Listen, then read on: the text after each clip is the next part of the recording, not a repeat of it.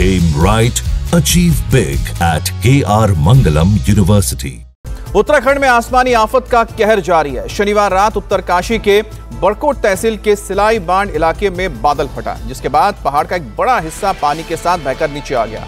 बादल फटने के बाद आए सैलाब में कई गाड़ियां चपेट में आ गई। साथ ही एक निर्माणाधीन होटल के मलबे के तेज बहाव में काफी कुछ तबाह हो गया। तस्वीरों में देख सकते हैं रात का वक्त है और पानी का बहाव कितना तेज है। ये तस्वीरें घटना के तुरंत बाद ली गई थी और जिसमें मलबे का सैलाब और साथ ही साथ इसके साथ जो तमाम चीजें बहाकर ले जाने के लिए आमादा है वो भी नजर आ रहा है। घटना के वक्त होटल में 17 मजदूर काम कर रहे थे और जो सैलाब की चपेट में आ गए। घटना के बाद एसडीआरएफ, पुलिस और राजस्व विभाग की टीमें मौके पर पहुंची, जिसके बाद 10 मजदूरों को बचा लिया गया।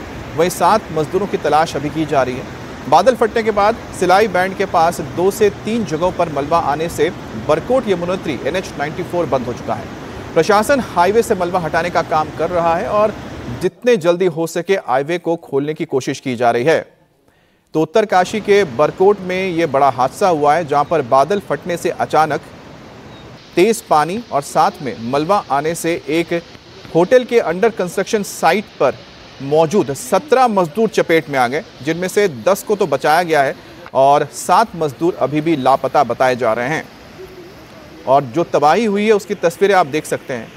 और ख़ास तौर पे पहाड़ी इलाकों में जब अचानक ही बादल फटता है, और बादल फटने का मतलब भी ये समझिए कि अचानक किसी एक जगह पर एक साथ तेज़ बरसात का हो जाना और एक साथ बहुत ज़्यादा पानी नीचे जब आने लगता है और ढलानों के ज़रिए और तेज़ी से नीचे आता है, तो अपने साथ गाद, मिट्टी, मलबा, चट्टानें लेकर आता है, तो वो और ज़्यादा ख़तरनाक हो जाता है, जिसके चपेट में आने से कई घर तबाह हुए हैं।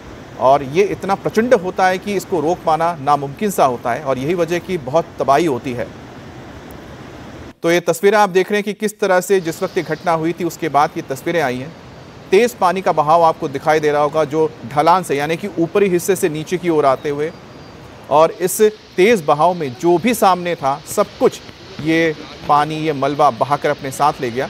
और अंडर कंस्ट्रक्शन जो होटल का जो साइट है उसको भी आप देख सकते हैं, जहाँ पर जो ट्रॉलियाँ हैं वो उल्टी हुई पड़ी हुई हैं। इसके अलावा यहाँ पर पानी का टैंकर नज़र आ रहा है और टीन शेड जो आपको नज़र आ रहे हैं जहाँ पर मजदूर रह रहे थे, और साथ ही आपको आसपास कुछ गाड़ियां भी नज़र आ रही होंगी जिसका इस्तेमाल किया जा रहा था इस होटल कंस्ट्रक्शन साइट को बनाने के लिए। लेकिन इस वक्त इस जगह पर आपको सिर्फ और सिर्फ मिट्टी और मलबा नज़र आ रहा है। उसकी वजह यह है कि ऊपर से जो आपको पहाड़ी नज़र आ रही है, अभी भी थोड़ा बहुत पानी आपको नज़र आ रहा होगा, तो ऊपर की तरफ जब अचानक ही एक साथ बहुत ज़्यादा पानी बरसा, तो ये हज़ारों लीटर जो पानी है जब नीचे आना शुरू हुआ ढलान से, तो उसमें और ज़्यादा तेज़ी आ गई।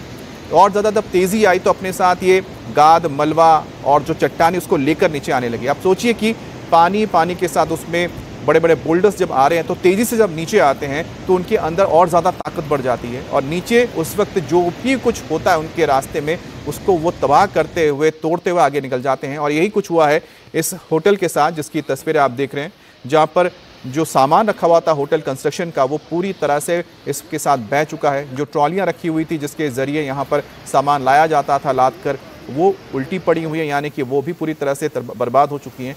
और ये उस वक्त की तस्वीर है, ये जब हादसा हुआ था। हादसे की ठीक थोड़ी देर बाद की तस्वीर है जहाँ पर एसडीआरएफ की टीम पहुँची थी।